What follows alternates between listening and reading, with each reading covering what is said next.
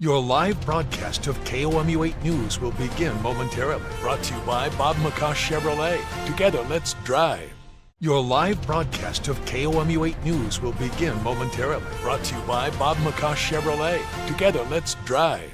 Your live broadcast of KOMU 8 News will begin momentarily. Brought to you by Bob McCosh Chevrolet. Together, let's drive.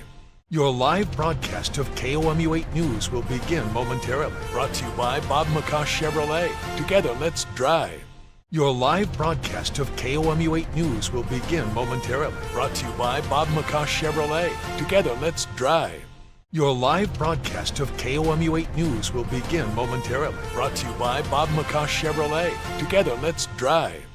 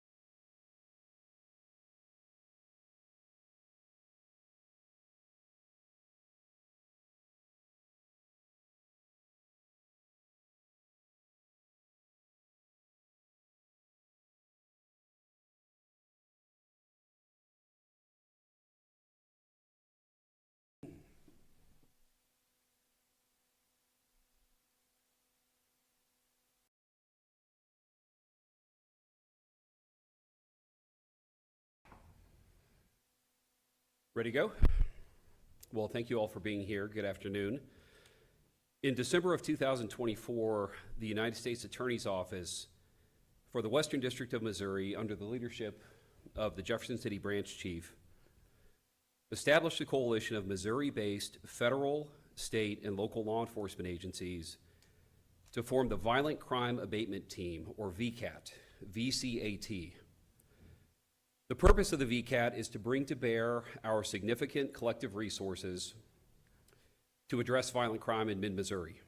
In practice, the VCAT works collaboratively to identify local violent offenders who have committed crimes, and then the team determines which cases may be appropriate for federal prosecution.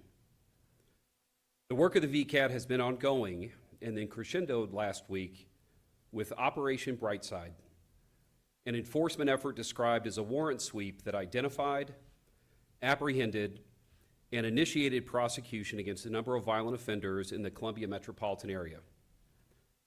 The mission of Brightside was straightforward: use existing Missouri-based law enforcement personnel and resources in a coordinated way to serve warrants, arrest individuals wanted for serious crimes, identify additional evidence to support successful federal and state prosecution. I want to emphasize that this was a homegrown solution to a hometown problem, and that only Missouri-based law enforcement personnel participated. While our approach was not new, but rather a hybrid of proven strategies that have historically delivered results across the country, Operation Brightside is an example of the extraordinary impact that law enforcement at all levels of government can have when we combine our ideas and resources to focus collectively on combating violent crime. I'd like to recognize and thank the agencies that participated in Operation Brightside. In alphabetical order: the Boone County Sheriff's Office, the Bureau of Alcohol, Tobacco, Firearms, and Explosives, the Columbia Police Department, the Drug Enforcement Administration, the Federal Bureau of Investigation, Homeland Security Investigations, the Missouri State Highway Patrol, and the United States Marshal Service. Operation Brightside resulted in the arrest of 33 individuals, 6 residential search warrants, 21 felony state warrants, and 19 federal indictments. Now, of course, these are just accusations and not evidence of guilt, and these charges will all be presented to a trial jury who will determine culpability. The success of Operation Brightside reflects all of these agencies standing up here with me and as part of the VCAT from outside of Columbia, speaking with one voice, saying enough is enough. Violence in our community is unacceptable, especially when innocent people are harmed. Every agency in this coalition, through the continued efforts of VCAT, are committed to using every appropriate tool and resource at our disposal to confront, to fight, and to reduce violent crime in Columbia and mid-Missouri. Our message is that we are working together, we are collaborating in innovative ways, and that we are here to stay. I'll turn it over to Columbia Police Chief Jill Schluty for any comments, and would be happy to take questions on behalf of the coalition. Good afternoon. Thank you all for being here.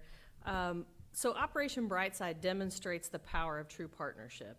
By working closely with our state and federal and local law enforcement partners, we're able to bring far greater resources to bear on the individuals who drive violence in our city. Our community deserves to feel safe, and the Columbia Police Department remains firmly committed to using every lawful tool available to reduce violent crime and ensure that Columbia is a safe and thriving city for everyone. We are grateful to all of our partner agencies for their collaboration and dedication to public safety. And I can't say enough how appreciative I am of all the time and effort that went into this operation. It took several weeks to plan, lots and lots of time, and then obviously the folks that were there on the ground out there doing the dangerous work of apprehending folks. They did an excellent job. I don't think we had any reports of injuries to anyone that I'm aware of, so I think that that's a win-win for the community, and we're happy to take questions.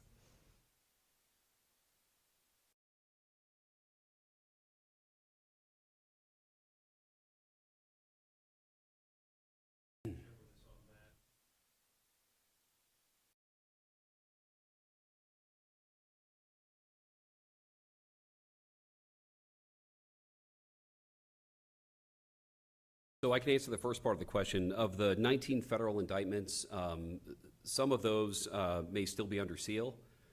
Information about those indictees will be released through the normal course through the U.S. Attorney's Office press release. Those documents, once they're unsealed, will be publicly available on the court document resources. And I'm happy to say there were so many arrests. I don't know of all the specifics, but if you shoot us an email, I can double check the list. If not, I'm sure my friend over here at the U.S. Marshal's Office will be happy to continue assisting in that apprehension.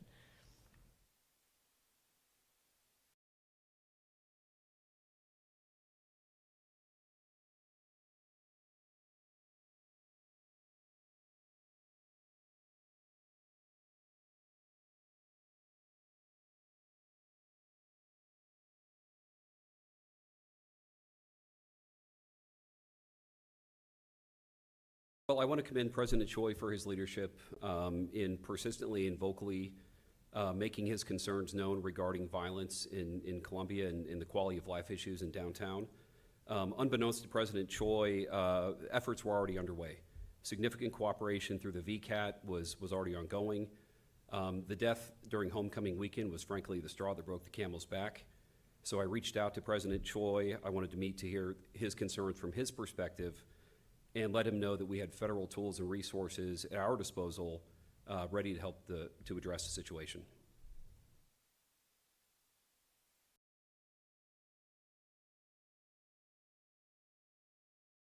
I'm unsure across the country, but there was a VCAT both in mid-Missouri for our district and a VCAT also in Springfield, Missouri.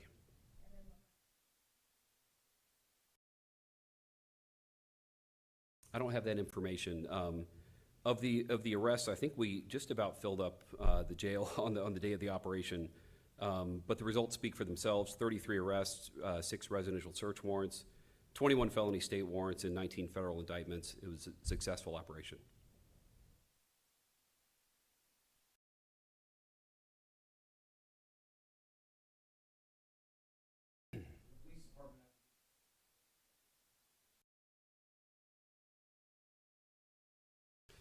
That's correct, John. There was no civil immigration enforcement. That was not the thrust or the objective of Operation Brightside. This was targeted to identifying individuals with warrants where those warrants were associated with contributing to a problem of violent crime in Columbia or quality of life issues in Columbia.